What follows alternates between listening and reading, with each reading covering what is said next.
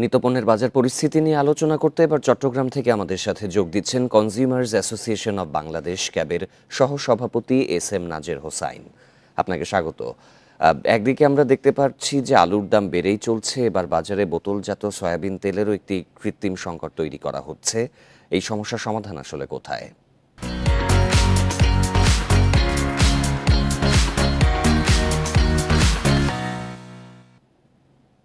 ধন্যবাদ।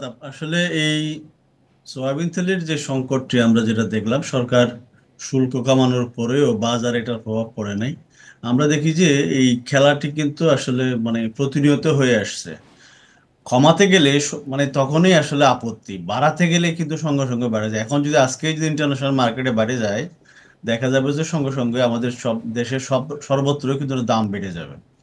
সরকার শুল্ক কমালো, কিন্তু এখন শুল্ক কমানোর সুফলটা নিয়ে আমাদের যারা রিফাইনার, যারা আমদানিকারক, তারা কিন্তু এখন সরবরাহটা কমিয়ে দিয়েছেন। তো সরবরাহ কমিয়ে দিলে বাজারে একটা কৃত্রিম সংকট তৈরি হবে, ক্রাইসিস তৈরি হবে। এই ক্রাইসিসটা নিয়েই আবার তারা দাম বাড়ানোর একটা প্রস্তাব দিবে। এই কাজটা দীর্ঘদিন ধরে আমরা দেখে আসছি। আসলে এটা বন্ধ হওয়া উচিত। এবং এই যে শুল্ক কমানো হলো, এটা আমরা বারবার বলছি যে আসলে এটার রিফ্লেকশনটা কেন হচ্ছে না, এটা এনবিআর থেকে দেখা উচিত। আমাদের বাণিজ্য মন্ত্রণালয়, শিল্প মন্ত্রণালয়, যারা এগুলোর সাথে জড়িত, তাদের থেকে এটা দেখা উচিত। যদি দেখা না হয় তাহলে সরকার শুল্ক হারাবে, জনগণও কিন্তু এখান থেকে কোনো সুফল পাবে না। এবং আমাদের যারা এই ব্যবসায়ীরা আছে, এগুলো সবগুলো লুটেপুটে নিয়ে তারপরে তারা তাদের পকেট বাড়ি করবে। তো বাজারে এই এই যে জন্য কারসাজি, বাজারে আপনি কারসাজির কথাগুলো যে বলছিলেন, এই যে মূল্য সংযোজন কর আমদানিতে কমানো হলো সয়াবিন তেলে, এখন একটি কৃত্রিম সংকটও তৈরির কথা বলছিলেন। এই কারসাজিগুলোকে আপনি কিভাবে দেখছেন? এ থেকে, এই সংকট থেকে উত্তরণের উপায় কি? হ্যাঁ, এই এই সংকট উত্তরণের প্রধান হলো যে আসলে উৎসস্থলে এটার মনিটরিংটা বাড়ানো। এই যে ধরুন, যারা রিফাইনার আছে, যারা উৎপাদনকারী আছে, তাদের কাছ থেকে আসলে এই ব্যাখ্যাটি চাওয়া, তাদের কাছে তদারকিটা বাড়ানো। এখানে আসলে সেন্ট্রাল লেভেলে এটা তদারকিগুলো করতে হবে। খুচরা পর্যায়ে তদারকি করে এখান থেকে কোনো সুফল পাওয়া যাবে না। উৎসস্থলে যদি করা হয় তাহলে এখান থেকে একটা ফলাফল আমরা এখানে পজিটিভ একটা রেজাল্ট পেতে পারি। তারা আসলে ব্যাখ্যা করুক কেন প্রবলেমটি হচ্ছে, কেন তারা সরবরাহটা বন্ধ করছে বা কমাই দিল, এই বিষয়গুলো ক্লিয়ার করা উচিত। এবং কেন দামটা কমতেছে না। এখন যদি কালকেই যদি আপনি ধরেন ইন্টারন্যাশনাল মার্কেটে দাম বাড়ে, তখন কিন্তু সঙ্গে সঙ্গে ওই সয়াবিন তেল না আসলেও এটা দাম বেড়ে যাবে। তখন কিন্তু আর কোনো ধরনের থাকবে না, দাম বাড়ানোর কোনো অজুহাত দেওয়া লাগবে না। তো এই জন্য এই বিষয়টা আসলে একদম পরিষ্কার করা উচিত। আসলে মানে তারা ব্যাখ্যা করুক, ব্যাখ্যা করলে আমরা মানে জানতে পারবো আসলে বিষয়টা কি। বারবার এই ধরনের খেলাগুলি তারা খেলে এসছেন, এখান থেকে আমরা চাই যে এটা পরিত্রাণ হওয়া উচিত। আর যে আলুর বিষয়ে যেটা বলছেন, আলুর বিষয়টা আমি অনেকবার বলছি, সেটা হলো যে এখন ধরো নতুন আলু আসার সময়, ডিসেম্বরে আলু চলে আসবে। তার আগে ভারত থেকে যে আলুগুলি আসছে, এগুলোর দাম কিন্তু এরকম 70-80 টাকা পড়ে নাই, 20-25 টাকা, সর্বোচ্চ যদি আমি বলি 30 টাকা পড়ছে। তো এই জায়গাতে এখন 70-80 টাকা আমাদের কিনতে হচ্ছে।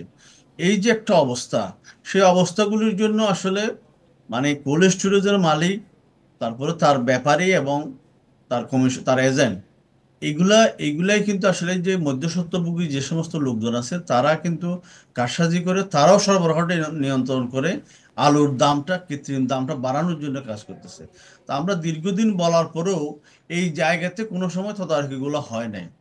শুধু তদারকি হয় বাজারে, বাজারে গেলে তো এটা হচ্ছে না। আসলে এটার উৎসস্থল হলো ও কোল্ড স্টোরেজের মালিক, যারা এটার আড়তদার, ব্যাপারী, তারা যারা এগুলোর সাথে জড়িত, তাদেরকে আসলে জবাবদিহিতার আওতায় আনতে হবে। কেন তারা দামটা বাড়াচ্ছে? তারা কিন্তু এরকম সরবরাহ নিয়ন্ত্রণ করে এবং তারাই দাম নির্ধারণের ক্ষেত্রে মূল ভূমিকাটা পালন করছে। এখানে কৃষক কোনোভাবে এখান থেকে ন্যায্য মূল্য তারা পাচ্ছে না। আর আমরা যারা ভুক্ত, আমাদেরকে 3 গুণ 4 গুণ বেশি দিয়ে আলু কিনতে হচ্ছে। তো এই জন্য আসলে তদারকি নিশ্চিত করা না হলে তাদেরকে তদারকির ব্যবসায়ী। কথা যেহেতু বলছিলেন, এই বাজার মনিটরিংয়ে কি সরকার যথাযথ নজর দিতে পারছে কিনা? তাদের সেক্ষেত্রে ঘাটতিটা আসলে কোথায় দেখা যাচ্ছে? ঘাটতি হলো যে আসলে ভোক্তা সংরক্ষণ অধিদপ্তর এই কাজগুলি করে থাকেন। আমরা যেটা বারবার বলছিলাম, সরকার কিন্তু জেলা পর্যায়ে টাস্ক ফোর্স করেছে, যেখানে আসলে সরকারের বিভিন্ন ডিপার্টমেন্টের লোকজন, ক্যাব এবং আমাদের বৈষম্য বিরোধী ছাত্র আন্দোলনের প্রতিনিধিরাও আছেন। কিন্তু সেটা আসলে যতটুকু জেলা পর্যায়ে গুরুত্ব পাওয়ার কথা ছিল, সেরকম গুলা হয় নাই। কিন্তু না হবার কারণে এই প্রবলেমটি হচ্ছে। আর ধরুন কৃষি জাতীয় পণ্যের যে তদারকি, এখানে আমরা দেখছি যে কোনো সময় মানে তদারকিগুলো সেরকম হয় না। আমি যেরকম আলুর কথা বললাম অথবা সবজির কথা যেগুলো বলতেছি, এই জায়গাতে সেরকম তদারকি হচ্ছে না। এবং আরেকটা বিষয় আমরা ইদানিং শুনতে পাচ্ছি, এই যে বাজার পর্যায়ে যখন কৃষকরা নিয়ে আসতেছে অথবা অন্যান্য যারা ব্যবসায়ীরা নিয়ে আসতেছে, সেই জায়গাতেও চাঁদাবাজির হারটাও কিন্তু একটু বেড়েছে বলে অনেকেই অভিযোগ করতেছে।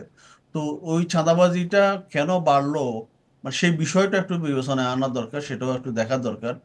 তো এটা যদি হয়, এবং আর যদি লোকাল যে প্রশাসন আছে তারা আরেকটু যদি মানে সময়টা বাড়িয়ে দেন বাজার তদারকির ক্ষেত্রে, তাহলে হয়তো কিছুটা সুফল আসতে পারে। এবং ওইখানে শুধুমাত্র তদারকি না, ফলো আপটাও দরকার। আপনি একটা বাজারে গেলেন বা একটা দোকানে গেলেন, তার পরবর্তী দিন সে কি করতেছে বা পরবর্তী সময়ে সে তার আচরণগুলো কোনো জায়গায় পরিবর্তন হলো কিনা, নাকি সে কিন্তু আগে যেরকম ছিল সেরকম আছে, এই বিষয়টা কোনো সময় করা হয় না। আমরা ফলো আপটা খুব কম রাখি।